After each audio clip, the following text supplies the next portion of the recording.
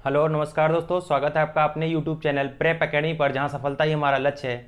दोस्तों, हम लोग डिस्कस कर रहे थे अभी तक जो है राष्ट्रपति के बारे में। तो राष्ट्रपति का जो टॉपिक था हमारा राज्य व्यवस्था में, वो हम लोगों ने ख़त्म कर लिया था। और अब आगे जो हमको पढ़ना था, अब हम लोगों को राष्ट्रपति टॉपिक जो मैंने आपको पिछली क्लास में बताया था कि हम लोग को डिस्कस करेंगे। तो दोस्तों, देर ना करते हुए, कोई किसी भी अन्य प्रकार की बात ना करते हुए, मैं आपको अपने सीधे टॉपिक पे लेके चलूँगा। क्योंकि जैसा हमने बताया, सफलता ही हमारा लक्ष्य है, तो हम हर उस प्रयास में लगेंगे जो आपको सफलता दिला सके। तो दोस्तों, आज की कड़ी में जो हम पढ़ने वाले हैं वो उपराष्ट्रपति तो हम लोगों ने खत्म कर लिया था। आज हम उप राष्ट्रपति यानी वाइस प्रेसिडेंट की बात करने वाले हैं। वाइस प्रेसिडेंट के कार्य क्या हैं, हम इसमें पढ़ेंगे क्या क्या, पहले उस बात की चर्चा करेंगे।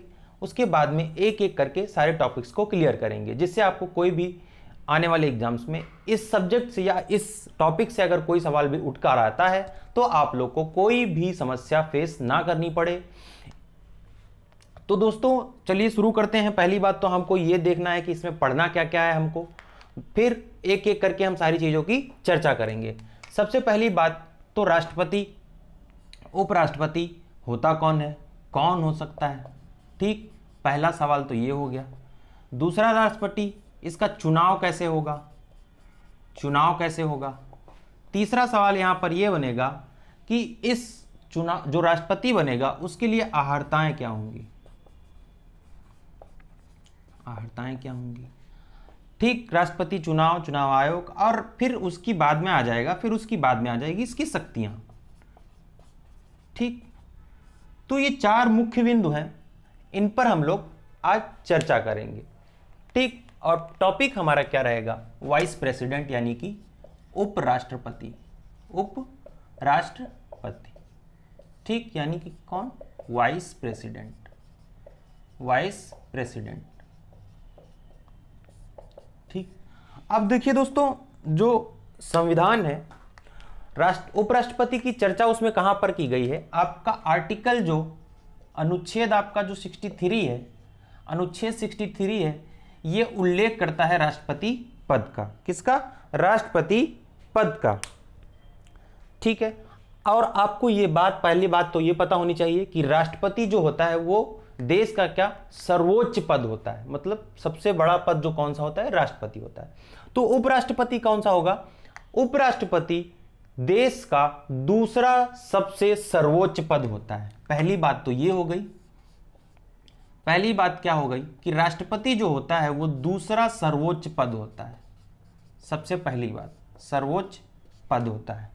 ठीक, दूसरी बात, ये जो उपराष्ट्रपति का पद है वो लिया कहां से गया है। जो भारतीय संविधान में उपराष्ट्रपति ना पद है, ये लिया कहां से गया है, दूसरा सवाल ये उठता है।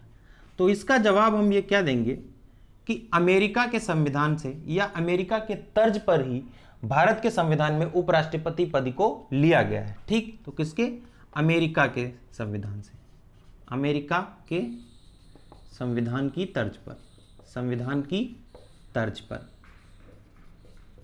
तर्ज पर। तो ये दूसरा सवाल हमारा फेल हो गया। अब अगर हम बात करें राष्ट्रपति निर्वाचन की, तो राष्ट्रपति निर्वाचन किस प्रकार से होगा इस बारे में चर्चा करनी होगी।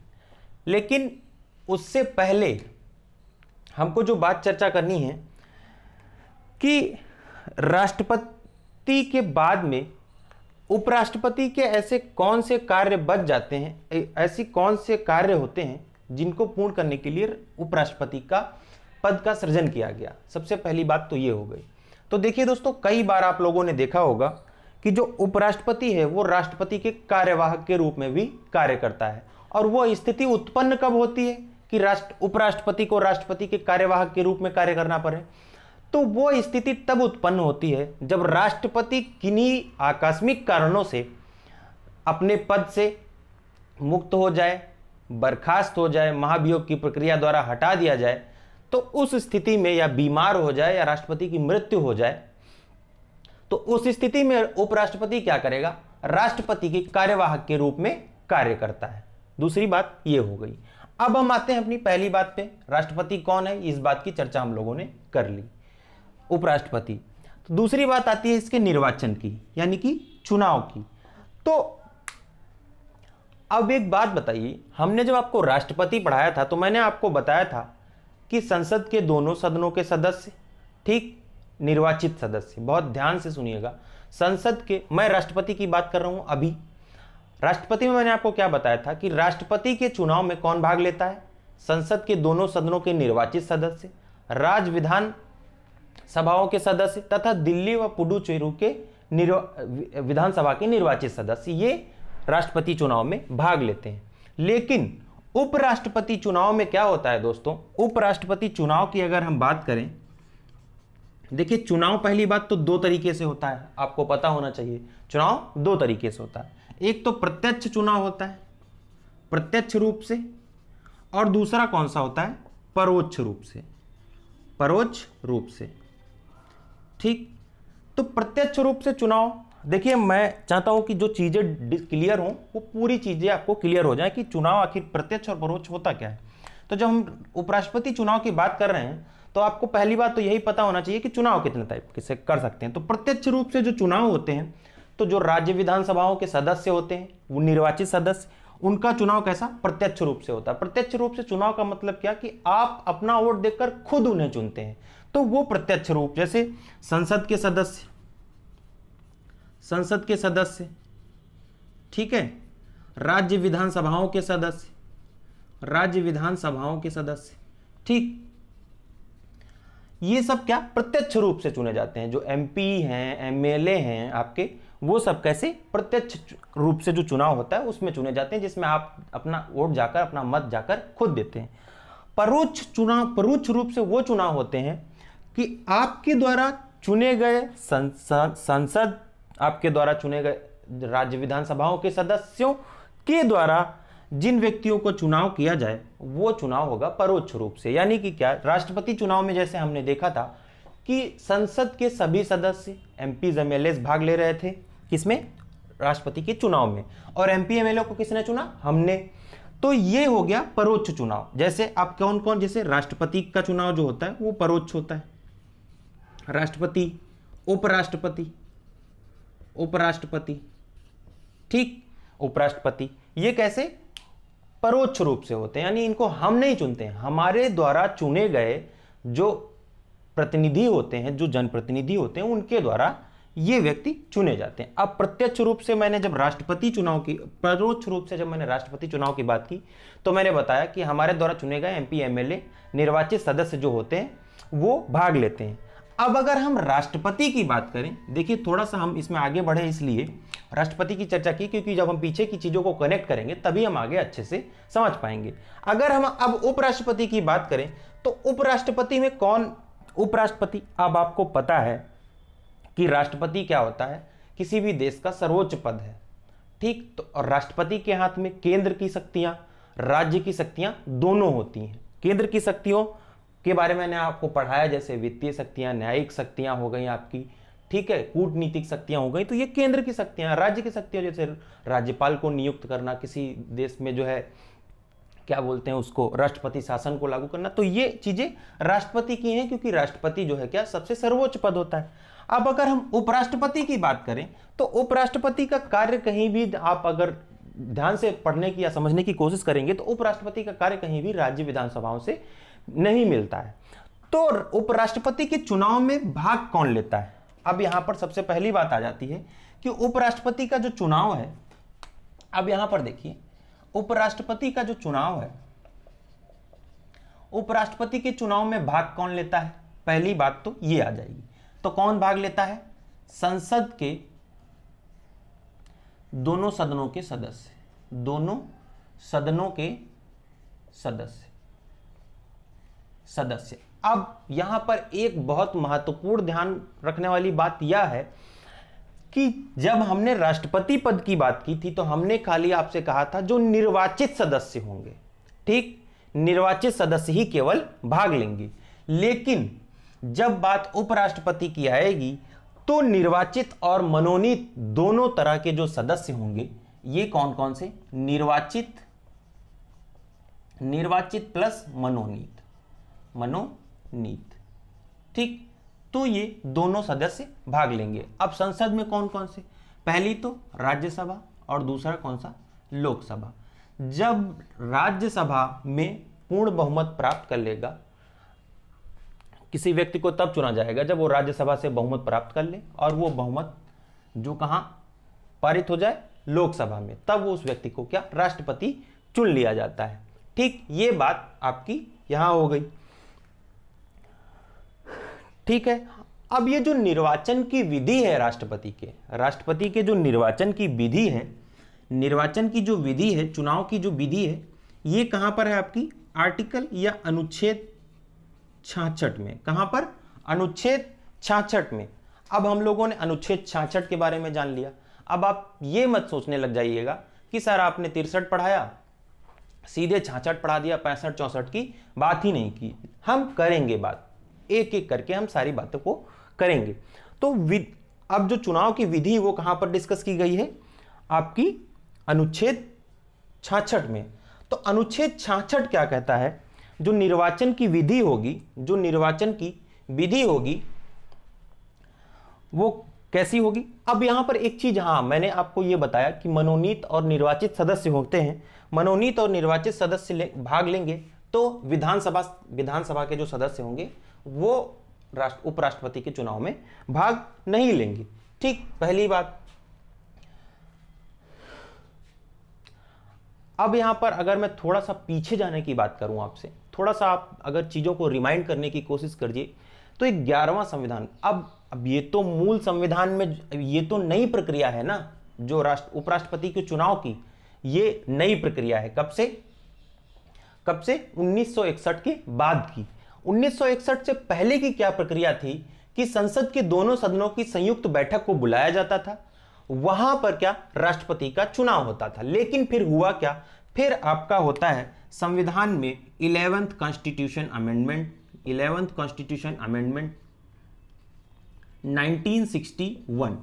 1961। और इस अमेंडमेंट के द्वारा ये जो संयुक्त बैठक वाला प्रोग्राम था आपका, इसको खत्म कर दिया गया। ठीक, ये बात आपको ध्यान रखनी है। ठीक है, अब भाग कौन लेता है उपराष्ट्रपति चुनाव में, मैंने बताया निर्वाचित और मनोनीत दोनों सदनों के सदस्य भाग लेते हैं। ठीक, अब जो निर्वाचन की विधि है, ये निर्वाचन की विधि कौन सी है, जैसे मैंने आपको राष्ट्रपति के चुनाव में बताया था कि जो राष्ट्रपति के चुनाव की जो विधि होती है वो क्या होती है, एकल संक्रमणीय आनुपातिक गुप्त मतदान प्रणाली, ये मैंने आपको बताया था। तो सेम वही प्रक्रिया यहां भी फॉलो होती है। उपराष्ट्रपति का भी चुनाव उसी प्रक्रिया के तहत होता है जिस प्रक्रिया के तहत राष्ट्रपति का चुनाव होता है। और वो कौन सी प्रक्रिया थी, सिंगल ट्रांसफरेबल। ठीक, सिंगल ट्रांसफरेबल मतलब एकल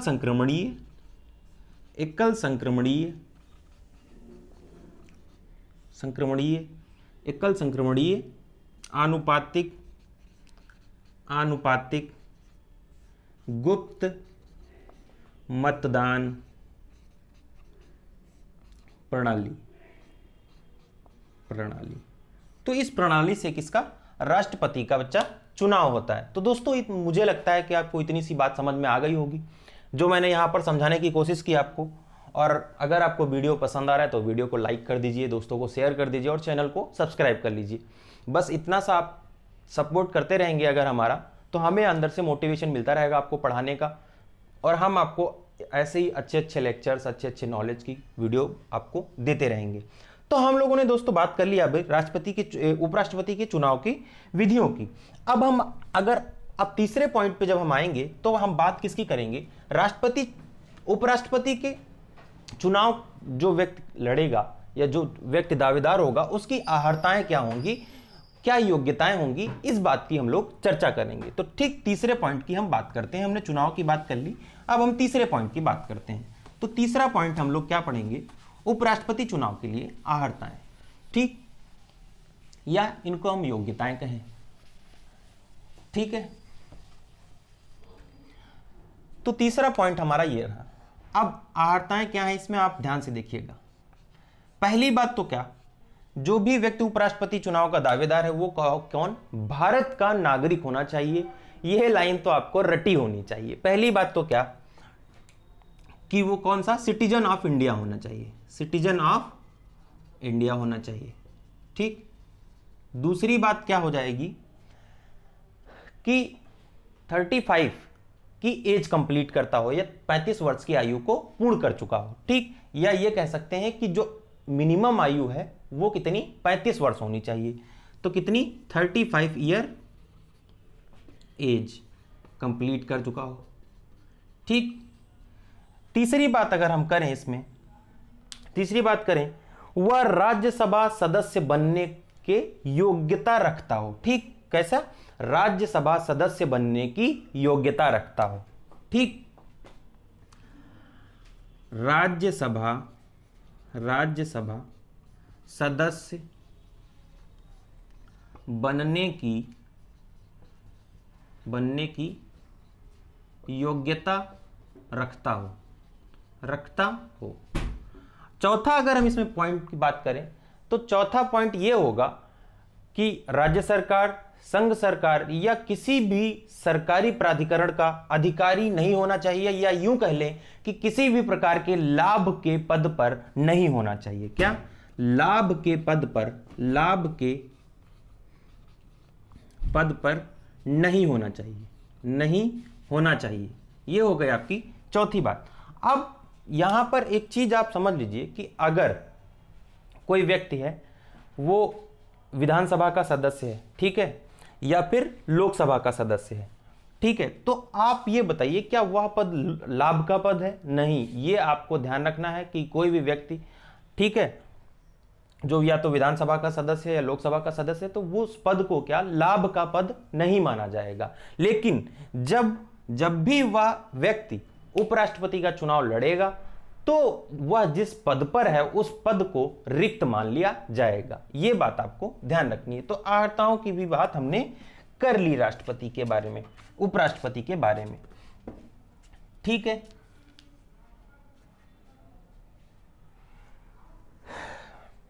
अब राष्ट्रपति की चुनाव की हम बात अगर अभी हम पहले कर रहे थे, तो उपराष्ट्रपति चुनाव की अगर हम बात कर रहे थे, तो उपराष्ट्रपति चुनाव लड़ने के लिए एक जो सबसे बहुत महत्वपूर्ण चीज क्या होती है कि जो व्यक्ति चुनाव लड़ रहा है उसके पास उसको चुनाव लड़ने के लिए कितने 20 प्रस्तावक और 20 अनुमोदक चाहिए। कितने? चुनाव के लिए कितने 20 प्रस्तावक होने चाहिए, 20 प्रस्तावक होने चाहिए और 20 अनुमोदक होने चाहिए। अब ये प्रस्तावक और अनुमोदक कौन होंगे? प्रस्तावक और अनुमोदक वही व्यक्ति होंगे जो उपराष्ट्रपति चुनाव में भाग लेंगे,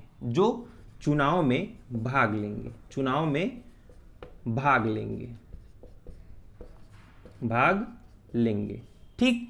ये बात भी आपको क्लियर कर लेनी है यहां पर। अब आती है बात आगे, यहां पर देखिए अर्हताएं, एक पॉइंट यहां पर आप ये जोड़ लीजिए 4, यहां पर हम शपथ, ठीक, उसके बाद में हम शक्तियां, ठीक।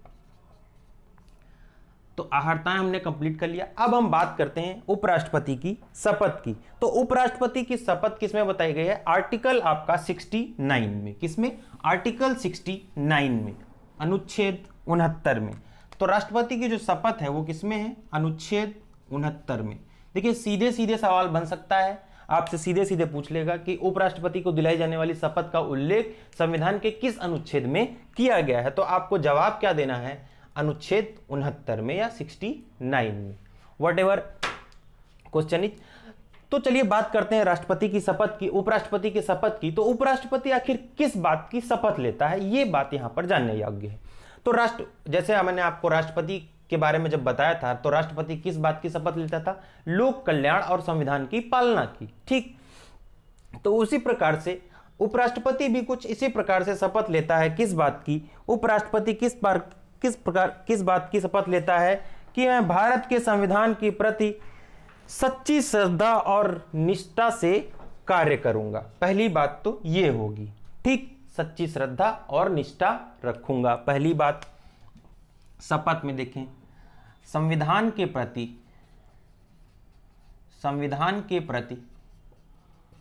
सच्ची श्रद्धा एवं निष्ठा, पहली बात तो ये हो गई। दूसरी शपथ क्या होगी? दूसरी, मैं अपने पद और कर्तव्यों का क्या निष्ठा से पालन करूंगा। पद और कर्तव्य का पालन। ठीक, तो ये दो बातें हो गई। अब यहां पर एक चीज और आती है, राष्ट्रपति की उपराष्ट्रपति की शपथ के बारे में हमने जान लिया। बस दो चीजें थी यहां पर जो हम लोगों ने आर्टिकल 69 में कंप्लीट कर लिया। आर्टिकल 69 के बाद में अगर हम देखें, ठीक, आर्टिकल 69 की अगर हम बात करें तो आपको एक चीज यहां पर ध्यान देने वाली है। आप यहां पर एक सवाल पूछ सकते थे मुझसे कि सर ये जो उपराष्ट्रपति की शपथ है, ये उपराष्ट्रपति को आखिर दिलाता कौन है, ये शपथ दिलाता कौन है। तो आपको ये बात ध्यान रखनी है कि उपराष्ट्रपति को शपथ या तो राष्ट्रपति दिलाएगा, या तो राष्ट्रपति दिलाएगा, या राष्ट्रपति द्वारा भेजा गया कोई व्यक्ति, या जो है उनके द्वारा नियुक्त किया गया कोई व्यक्ति जो है वो उपराष्ट्रपति को शपथ दिलाएगा। राष्ट्रपति दिलाएगा या नियुक्त किया गया सदस्य। ठीक, तो ये दो बातें आपको ध्यान रखनी है। पहली बात तो कि यहां पर जो मेन बात बनती है ये कि शपथ है किसमें, आर्टिकल 69 में, और दूसरी बात शपथ दिलाता कौन है, आपका राष्ट्रपति, या तो राष्ट्रपति के द्वारा नियुक्त किया गया कोई व्यक्ति जो है किसको, उपराष्ट्रपति को शपथ दिलाता है।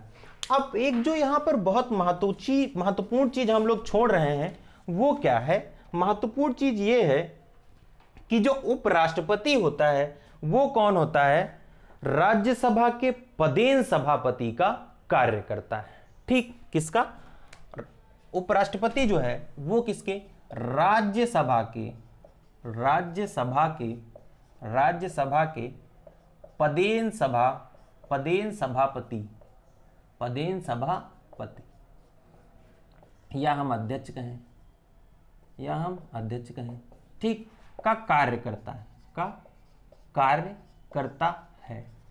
सबसे महत्वपूर्ण जो आज के टॉपिक का जो बिंदु है वो यही है, राज्यसभा के पदेन सभापति का कार्य करता है। और इस बात की व्याख्या कौन करता है, इस बात की व्याख्या करता है अनुच्छेद 64। अनुच्छेद 64 क्या कहता है कि उपराष्ट्रपति का कार्य क्या होगा कि वह राज्यसभा के पदेन सभापति के तौर पर कार्य करेंगे, वह पदेन सभापति के तौर पर कार्य करेंगे। और यहां पर एक चीज और ध्यान रखनी होगी, जो उपराष्ट्रपति को वेतन भत्ता दिया जाएगा वो उपराष्ट्रपति के पद का नहीं होगा, वो पदेन सभापति के पद का होगा। ये बात आपको ध्यान रखनी, ठीक है।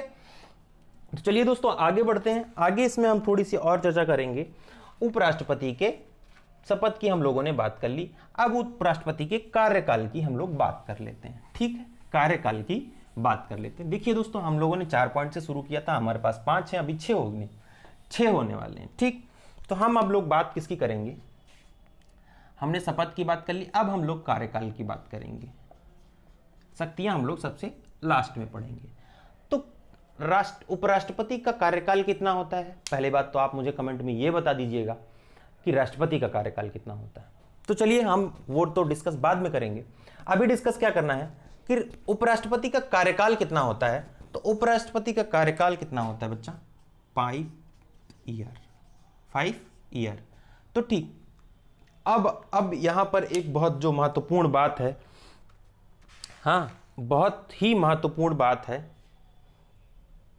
वो हमको डिस्कस करनी है। यदि उपराष्ट्रपति का पद किसी कारणवश रिक्त हो जाता है तो क्या होगा, यथाशीघ्र चुनाव कराए जाते हैं। पहली बात तो ये, कार्यकाल 5 वर्ष का है। मान लीजिए 5 वर्ष से पहले ही उपराष्ट्रपति का पद खाली हो जाए, उपराष्ट्रपति का पद रिक्त हो जाए, उसके पद रिक्त के बारे में चलिए हम पहले बात कर लेते हैं। पद रिक्त के बारे में बात कर लेते हैं। पद कितने तरीके से रिक्त हो सकता है उपराष्ट्रपति का, इस बारे में हम चर्चा कर लेते हैं। पद रिक्त के बारे में हम लोग बात कर लेते हैं, पद रिक्तता के बारे में बात कर लेते हैं। तो पहली बात तो ये होगी कि राष्ट्रपति का या तो कार्यकाल पूरा हो जाएगा। पहली बात तो क्या, कार्यकाल पूरा हो जाए तभी राष्ट्रपति का पद रिक्त हो सकता है। दूसरी बात क्या, त्यागपत्र दे दिए, अगर उपराष्ट्रपति अपना दे दे, ठीक, तीसरी बात क्या, मृत्यु हो जाए, अगर उनकी मृत्यु हो जाए। ठीक। चौथी बात, चौथी, या फिर उन्हें बर्खास्त कर दिया जाए, बर्खास्त कर दिया जाए। तो पद रिक्ति के कारण कितने बन सकते हैं? 4। ये हम देख लिए। कौन सा? या तो राष्ट्रपति का 5 वर्ष का कार्यकाल पूरा हो जाए, तब उपराष्ट्रपति का पद रिक्त हो सकता है, या उपराष्ट्रपति के द्वारा त्याग पत्र दे दिया जाए, या मृत्यु हो जाए उनकी, या उन्हें बर्खास्त कर दिया जाए। अब यहां पर ये पॉइंट आ रहा है कि बर्खास्त। अब आप एक चीज समझेंगे, हम लोग अभी आगे पढ़ेंगे कि बर्खास्त से आखिर आप लोग मतलब समझ गए होंगे कि उनको उनके पद से जबरदस्ती हटा दिया जाए, या उनके कुछ जो है संविधान की अवहेलना करने पर उनको उनसे पद से मुक्त कर दिया जाए, तो उस चीज को क्या कहेंगे हम लोग कि उनको बर्खास्त कर दिया गया। तो ठीक, तो ये हम लोगों ने राष्ट्रपति के पद के बारे में जब बात की थी, तो राष्ट्रपति को हटाने के लिए हमारे पास एक विधि थी जिसको हम बोलते थे इम्पीचमेंट, या क्या बोलते थे? इम्पीचमेंट। उसका हिंदी शब्द मुझे याद नहीं, महाभियोग। महाभियोग के द्वारा हम लोग राष्ट्रपति को हटा सकते थे, महाभियोग की प्रक्रिया द्वारा। तो यहां पर हम बात करेंगे अभी उपराष्ट्रपति के बारे में। पहले हम लोग ये जान लेते हैं कार्यकाल के बारे में। तो चलिए बात करते हैं उपराष्ट्रपति के कार्यकाल के बारे में। तो चलिए, इन किसी कारण से अगर उपराष्ट्रपति का कार्यकाल खत्म हो जाता है या खाली हो जाता है, तो जो अगले चुनाव होंगे, तो जो अगले चुनाव होंगे वह अगले 5 साल के लिए होंगे, ना कि शेष कार्य। अगले 5 वर्ष के लिए होंगे, ना कि शेष कार्य के लिए। मान लीजिए 2 साल बाद उपराष्ट्रपति ने अपना त्याग पत्र दे दिया, तो क्या होगा, जो अगले चुनाव होंगे वो 5 वर्ष के लिए होंगे, ना कि बचे हुए 3 वर्ष के लिए होंगे। ये बात आप लोग को ध्यान रखनी। ठीक। दूसरी बात क्या? दूसरी बात, अगर पद खाली हो जाता है तो क्या, यथाशीघ्र चुनाव आयोग चुनाव कराएगा। अब ये बात कहां पे है? उपराष्ट्रपति का चुनाव कौन कराता है? चुनाव आयोग कराएगा। और इस बात का जिक्र आपका कहां पर किया गया है? आर्टिकल 324 में। आर्टिकल 324 क्या कहता है भाई? आर्टिकल 324 इस बात की व्याख्या करता है कि उपराष्ट्रपति का जो चुनाव होगा वो कौन कराएगा? चुनाव आयोग कराएगा। ठीक, चुनाव आयोग कराएगा। ये बात ध्यान रखनी है। अब अगर राष्ट्रपति के चुनाव में किसी भी प्रकार का व्यवधान आ गया, मान लीजिए किसी भी प्रकार का व्यवधान आता है, तो अंतिम फैसला किसका होगा? यहां पर अगर उस व्यवधान के निपटारे के लिए अंतिम फैसला किसका मान्य होगा? तो व्यवधान में सुप्रीम कोर्ट का अंतिम फैसला मान्य होगा। और यह उल्लेख कहां पर किया गया है? आपका आर्टिकल 71 में। कहां पर? आर्टिकल 71 में। आर्टिकल 71 इस बात की व्याख्या करता है कि अगर उपराष्ट्रपति के चुनाव में किसी भी प्रकार का व्यवधान होता है, तो जो अंतिम निर्णय होगा वो किसका होगा? सुप्रीम कोर्ट का होगा या सर्वोच्च न्यायालय का होगा। और इस बात की व्याख्या कौन करता है? आर्टिकल आपका 71। तो ये बात आपको ध्यान रखनी है। तो चलिए, हम लोगों ने यहां तक बात कर ली। अब अगर कार्यकाल की बात आई है, तो यहां पर एक बहुत महत्वपूर्ण बात ये जानने का आपके मन में सवाल उठ रहा होगा। अगर आप जिज्ञासु टाइप के हैं तो यहां पर आपके दिमाग में एक सवाल जरूर उठ रहा होगा कि सर, अगर कोई व्यक्ति क्या एक बार से अधिक बार उपराष्ट्रपति का चुनाव लड़ सकता है या उपराष्ट्रपति बन सकता है? तो संविधान इस विषय में बिल्कुल मौन है। इस विषय में संविधान में कोई भी बात नहीं लिखी गई। हालांकि एक व्यक्ति कई बार उपराष्ट्रपति बन सकता है। आप अगर एग्जाम्पल देखने की कोशिश करेंगे तो आपको नाम एक याद आ रहा होगा, एस राधाकृष्णन।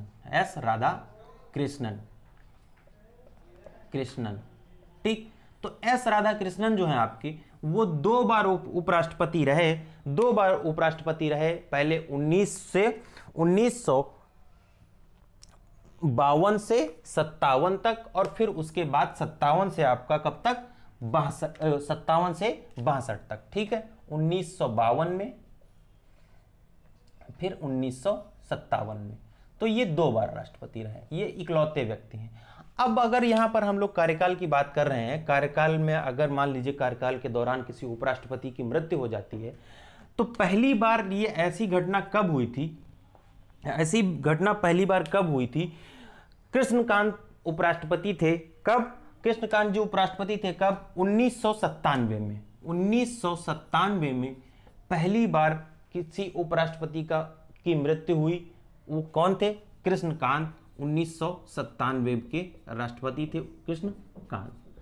तो पद पर रहते हुए पहली बार इनकी मृत्यु हो गई थी, तो इसके बाद जो है फिर से चुनाव हुए थे। और कृष्णकांत के बाद में कौन बना था आपके?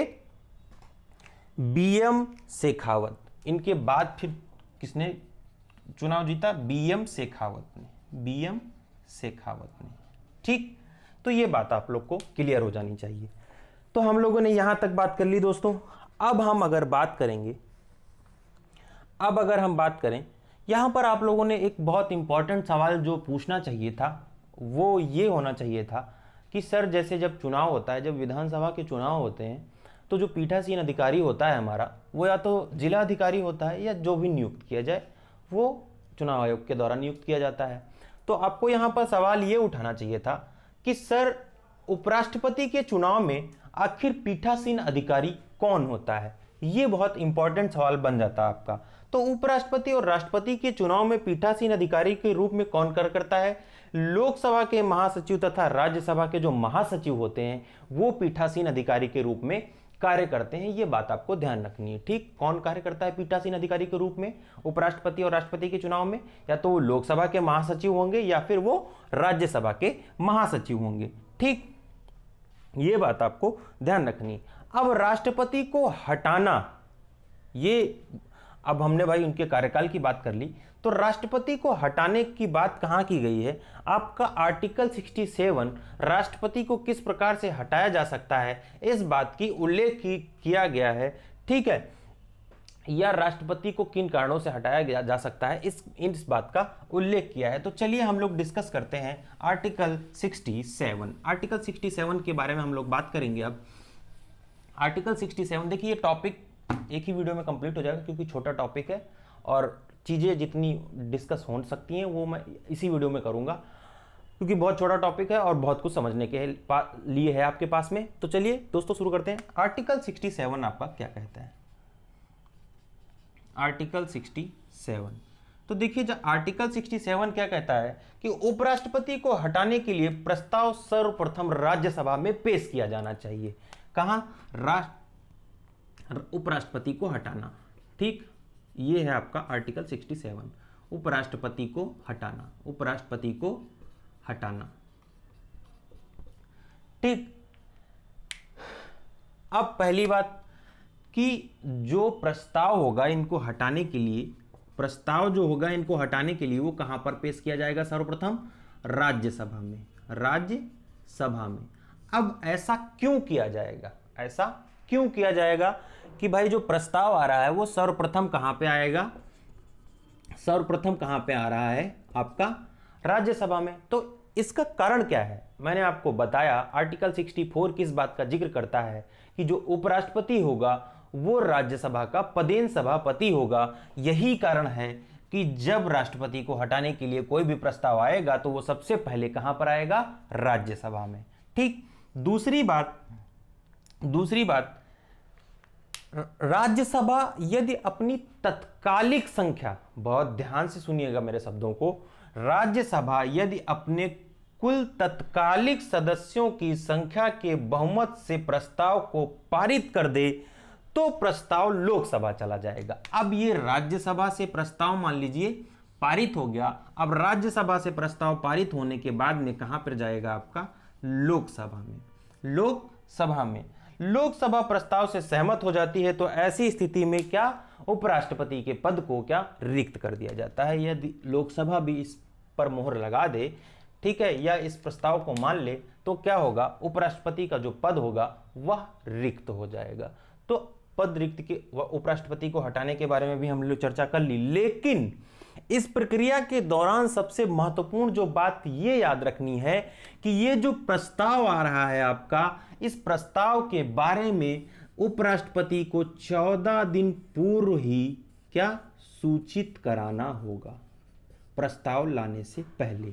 अगर आप 14 दिन पूर्व उपराष्ट्रपति को सूचित नहीं कराते हैं तो यह प्रस्ताव नहीं लाया जा सकता राज्यसभा में। इस बात का आपको ध्यान रखना है। कितने? 14 दिन पूर्व पहले उपराष्ट्रपति को सूचित कराया जाएगा, उसके बाद में प्रस्ताव कहां? राज्यसभा में आएगा। अगर राज्यसभा की तत्कालिक संख्या के बहुमत से, तत्कालीन संख्या के बहुमत से अगर राज्यसभा में वो प्रस्ताव पास हो जाता है तो वो राज्यसभा से प्रस्ताव फिर कहां जाएगा, लोकसभा में, और लोकसभा भी यदि इस प्रस्ताव से सहमत हो जाती है तो उपराष्ट्रपति के पद को क्या, रिक्त कर दिया जाएगा। अब हम लोग जो बात करेंगे, कार्यकाल के बारे में हम लोगों ने बात कर ली, ठीक। अब हम लोग जो बात करेंगे राष्ट्रपति की शक्तियों के बारे में बात करेंगे, राष्ट्रपति की शक्तियों के बारे में बात करेंगे, ठीक है।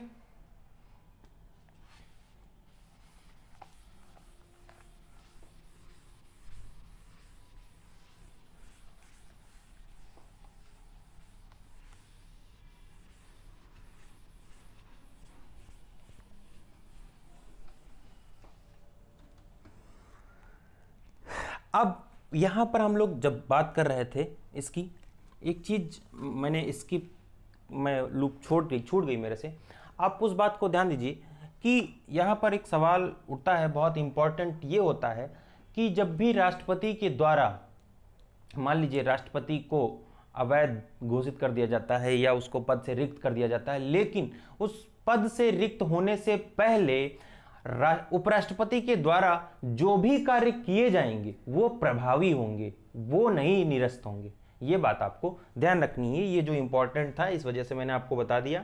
तो चलिए हम लोग अब बात करेंगे उपराष्ट्रपति की शक्तियां और कार्यों के बारे में, ठीक। शक्तियों के बारे में, उपराष्ट्रपति की शक्तियों के बारे में। अगर उपराष्ट्रपति की शक्तियों की बात करें, हम लोग उपराष्ट्रपति की शक्तियों की बात करें, ठीक। पहली बात तो मैंने आपको बताई आर्टिकल 64 में, आर्टिकल 64 मैंने आपको क्या बताया कि राष्ट्रपति, उपराष्ट्रपति कौन होता है, पदेन सभापति होता है, किसका, राज्यसभा का। पदेन सभापति किसका होता है, राज्यसभा का, ठीक। पहला कार्य तो यही हो गया। दूसरी बात अगर करें, ठीक, तो पदेन सभा के रूप में कार्य करेगा, ठीक है। अब उसके बाद में अगर दूसरी बात करें हम लोग, तो आप लोग एक चीज देखिएगा कि राष्ट्रपति, उपराष्ट्रपति जो पदेन सभा के रूप में कार्य कर रहा है, तो जैसा मैंने आपको पहले बताया कि उपराष्ट्रपति का पद कहां से लिया गया है, अमेरिका से। जैसे अमेरिका में सीनेट के लिए कार्य करते हैं उपराष्ट्रपति वहां के, तो वैसे ही क्या होता है भारत में, क्या, पदेन सभा के रूप में कार्य करते हैं। आपको एक यहां पर बहुत महत्वपूर्ण चीज रखनी होगी ध्यान, जैसे कुछ लोग बोलते हैं कि संविधान क्या है, कॉपी है, दूसरे देशों से उठाई हुई कॉपी है, तो उनको आप गलत साबित कर सकते हैं उस बात को। आप यहां से एक छोटा सा एग्जांपल मैं दे रहा हूं, ऐसे और बहुत सारे एग्जांपल हैं कि जो उपराष्ट्रपति आपका अमेरिका का होता है, वो क्या, मान लीजिए कि जो राष्ट्रपति है अमेरिका का, वो किसी कारणवश अपने पद से हट जाता है, ठीक है, या महाभियोग के द्वारा किसी तरीके से उसको हटा दिया जाता है, तो जो अमेरिका का राष्ट्रपति हो, उपराष्ट्रपति होगा, वो कार्यवाहक के रूप में कार्य ना करके उस देश का राष्ट्रपति रहेगा और उस कार्यकाल को पूरा करेगा जो कार्यकाल बचा हुआ है, ठीक। लेकिन ऐसा भारत में नहीं है। भारत में क्या है कि अगर राष्ट्रपति का पद खाली हो जाता है और उपराष्ट्रपति कार्यवाहक के रूप में कार्य करता है, तो चुनाव आयोग यथाशीघ्र या 6 महीने के अंदर नए चुनाव कराएगी और जो नया राष्ट्रपति चुनकर आएगा वह अगले 5 साल के आएगा, ना कि शेष कार्यकाल जो बचा हुआ है उसके लिए आएगा। तो ठीक, पहली बात तो हम लोगों ने ये बात कर ली, ठीक। अब दूसरी बात मैंने जो अभी मैं आपको समझा रहा था कि राष्ट्रपति के कार्यवाहक के रूप में कार्य करता है, राष्ट्रपति के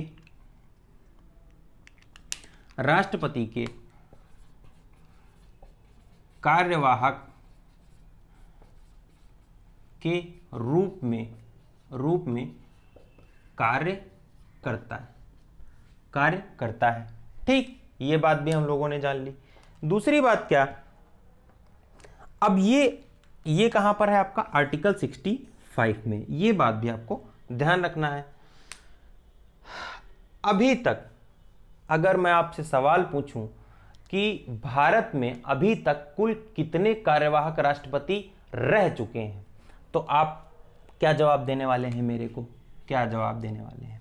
ये मैं आपको बता दूं, अभी तक कुल 3 कार्यवाहक उपराष्ट्रपति जो है भारत में रह चुके हैं। ये बात आप लोग ध्यान रखिएगा, ठीक है।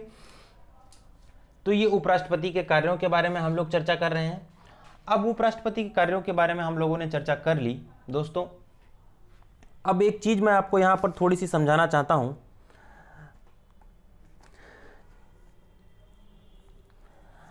आपको मैं जब उपराष्ट्रपति के चुनाव के बारे में बता रहा था तो मैंने आपको एक चीज बताई, वहां पर एक चीज बताई क्या, कि जो टॉपिक खत्म, ये टॉपिक खत्म यहां पे, ठीक है। अब अगर हम बात करें, अभी हम इसका क्विक रिवीजन मारेंगे।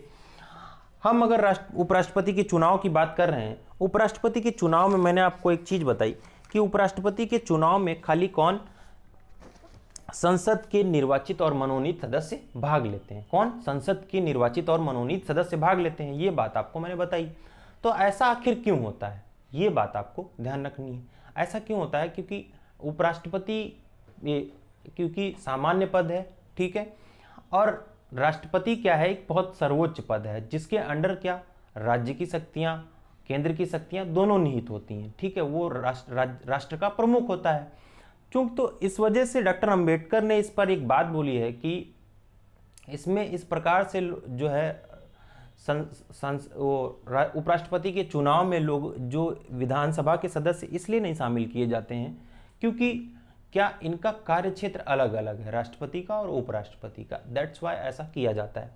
तो ठीक, तो चलिए दोस्तों, आज का जो टॉपिक था वो यहीं पर समाप्त हो गया। एक हम लोग क्विक रिवीजन मान लेते हैं। तो आर्टिकल 63 जो आपका था, आर्टिकल 63 आपका किसका, वाइस प्रेसिडेंट पद का उल्लेख करता है। किसका? वाइस प्रेसिडेंट पद का उल्लेख करता है, ये बात हम लोगों ने पढ़ी। आर्टिकल 64 जो आपका क्या कहता है कि उपराष्ट्रपति क्या होगा, पदेन सभापति होगा, पदेन सभापति होगा, सभापति होगा। आर्टिकल 65 क्या कहता है कि राष्ट्रपति के कार्यवाहक के रूप में कार्य करेगा, राष्ट्रपति के कार्यवाहक के रूप में कार्य करेगा कौन, उपराष्ट्रपति। ठीक, 66 की अगर हम लोग बात करें तो 66 हमारा क्या कहता है, 66 कहता है उपराष्ट्रपति का चुनाव, उपराष्ट्रपति का चुनाव, उपराष्ट्रपति का चुनाव, ठीक, चुनाव। 67 की अगर हम बात करें तो 67 में जैसा कि मैंने आपको बताया था, 67 में क्या है बच्चा, 67 में है आपका उपराष्ट्रपति का कार्यकाल, ठीक, कार्यकाल, ठीक, कार्यकाल। 68 की अगर हम बात करें, यहां पे देखेंगे 68 की अगर हम बात करें तो 68 में क्या दिया गया है, उपराष्ट्रपति कार्यकाल की रिक्त पूर्ति के लिए चुनाव और समय का निर्वाचन, ठीक है, 68 में ये दिया गया है। 69 की अगर हम बात करें तो 69 में क्या दिया गया है, 69 में दिया गया है आपका उपराष्ट्रपति द्वारा शपथ, ठीक। तो यहां पर क्या दिया गया है, शपथ के बारे में हमने पढ़ा था। शपथ कौन दिलाता है, राष्ट्रपति दिलाता है या राष्ट्रपति के द्वारा नियुक्त कोई व्यक्ति दिलाता है, तो ठीक। 70 के बारे में अगर हम बात करें तो 70 जो आर्टिकल है वो किस बारे में बने,